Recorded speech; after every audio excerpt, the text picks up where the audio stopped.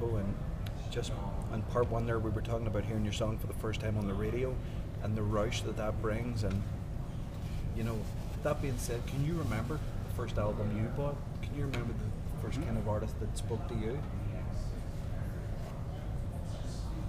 I would have to say the first music that I listened to at home was, the music, the LP records that my parents would play. And they were fans of folk music and some country music. And I mean, the stuff that was popular at our house. And I can remember my folks would put on a record, listen to it. And I mean, there was Gordon Lightfoot. Yeah. Joan Baez, one of those huge Yeah, Joan Baez fans. yeah. Peter, Paul, and Mary. Eddie Arnold, country singer Eddie Arnold. Johnny Cash was really big. Those were those are the ones that I kind of remember. But you know, my parents, I guess, in some ways, were a little bit adventurous because my dad bought a Beatles record for my mother. Yeah. Which is the one that had Hey Jude and it had Revolution and a few different ones. And then Sgt. Pepper's Lonely Hearts Club Band, which was like, I think everybody at that time bought that record because it was considered just such an interesting and amazing record for its time. It still stands up today. But that was the first kind of stuff. The first record I bought with my own money was about two. One was Kenny Rogers in the first edition, Something's Burning. And I think maybe it was because he had the TV show. Kenny Rogers had a TV show, Kenny Rogers and the first edition. And the people in the band, the first edition, were kind of characters unto themselves. And the same day, this is bizarre and strange. I bought two records because they were on sale. I think I bought it for $2.99, $3.99. It was Kenny Rogers, the first edition, Something's Burning. The other one was The Best of Bill Cosby. Really? And was that just like stand-up comedy? Was like just stand-up comedy, okay. like a bunch of live clips of him performing live. And then, shortly after that, there were two other records I remember getting. One was Creedence Clearwater Revival, Bayou Country. And Creedence Clearwater Revival. No, my buddy had Cosmos Factory. Bayou Country was the one I had. And the other one was The Guess Who, Share the Land. And man, I played the heck out of those records. They got played like non-stop. And I still would go back, and it's interesting, you sort of choose the music from your folks that you liked. Yeah, right. I would pick the Beatles, I would pick Gordon Lightfoot, pick a few other things that were along the way. And I don't know, I guess around that same time, I started getting into a few other different types of music. The Rolling Stones, Hot Rocks, right, showed up around in there. And, you're expanding your system there. Well, what was your approach though? Did you, maybe not initially, but did you start as a lyricist, start really listening more to their lyrics and the structure of their songs, or was it just from a pure fan standpoint? I didn't really try to start writing songs until my mid-teens. Okay.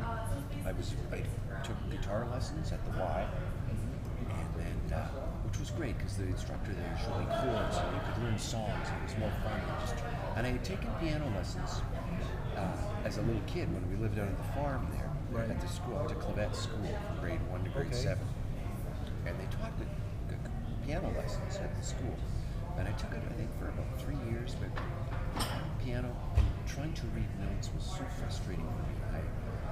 And in retrospect now, I think maybe I was a bit dyslexic. One of my children diagnosed with dyslexia. Okay.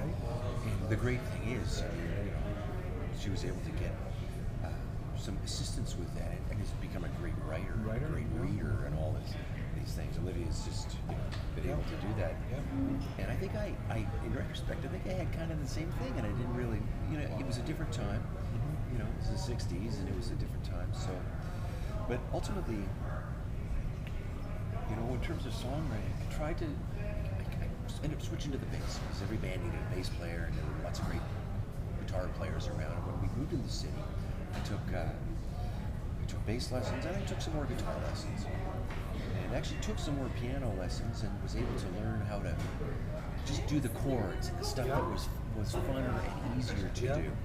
I ended up ultimately switching over to bass. That became my main instrument. It was 4 strings on it. And got to be a pretty good bass player that was playing with a variety of different bands.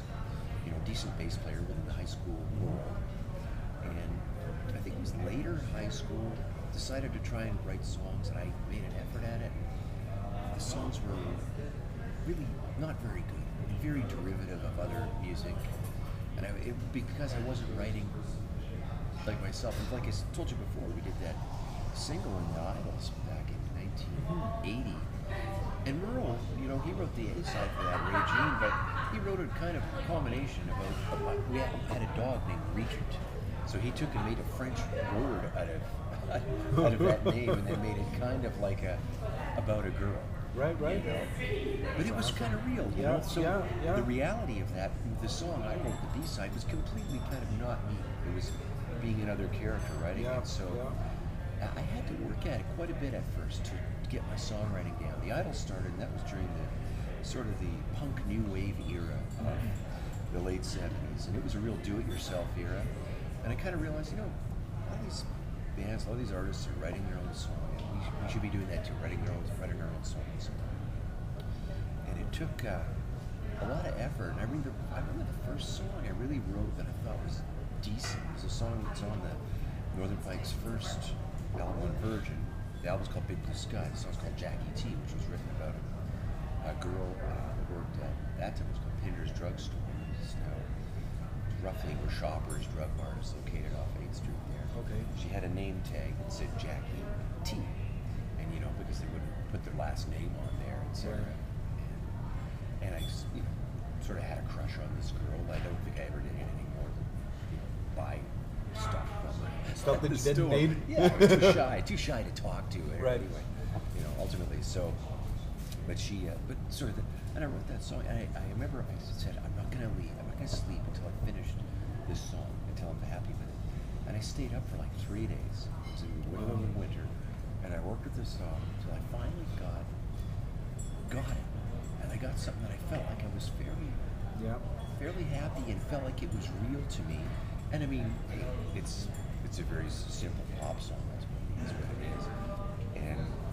But the thing is that happened is it gave me the confidence, and I sort of felt like, and I played it for the guys in the band, and I was like, wow, this is actually a decent song. Yeah. And you wrote that yourself. So from there, it gave me the confidence to continue writing, and I feel like I kind of got over a hump at that point. Now, having said that, hey, I've written a lot of songs that are, some are better than others, let's put it that way. You know?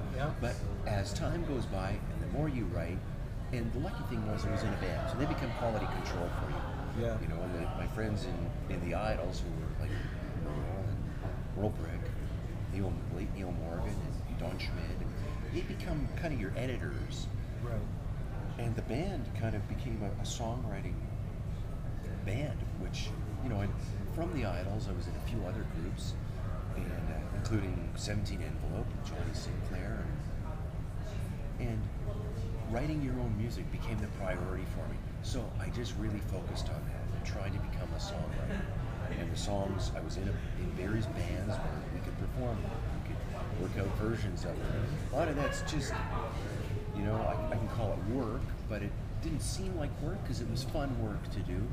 But it's a lot of just repetition, practice, trial and error, finding out how to do it.